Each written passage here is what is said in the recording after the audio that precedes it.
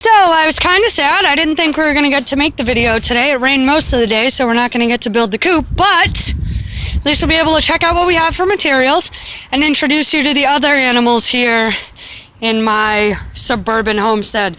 So this chicken right here, this is Melissa.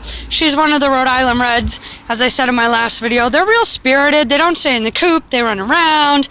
And just like the girl she is named for, she does whatever she wants, whenever she wants. Now Melissa here, you will always find her outside of the coop. It doesn't matter how good you think you are at keeping them in.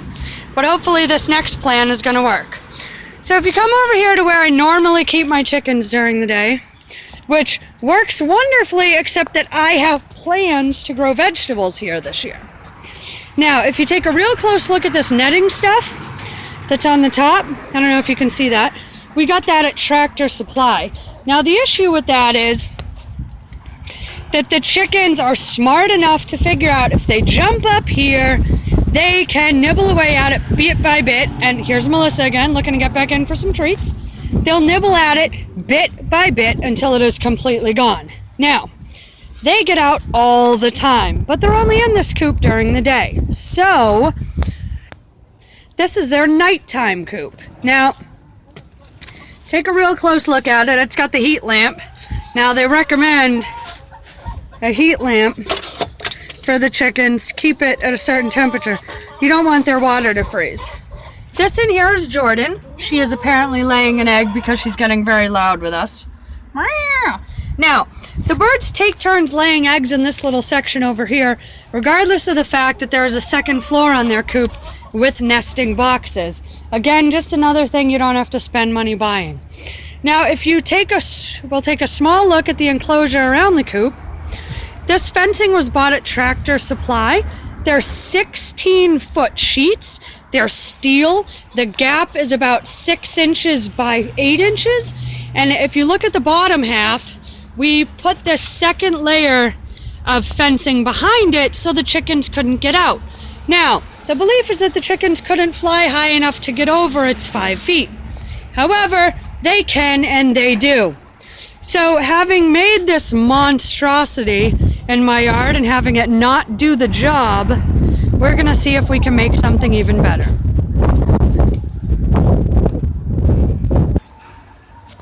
So the plan is to pull these panels out of the ground, remove all the zip ties which held this same netting at one point, but the weather, the snow, the wind, the animals didn't last at all.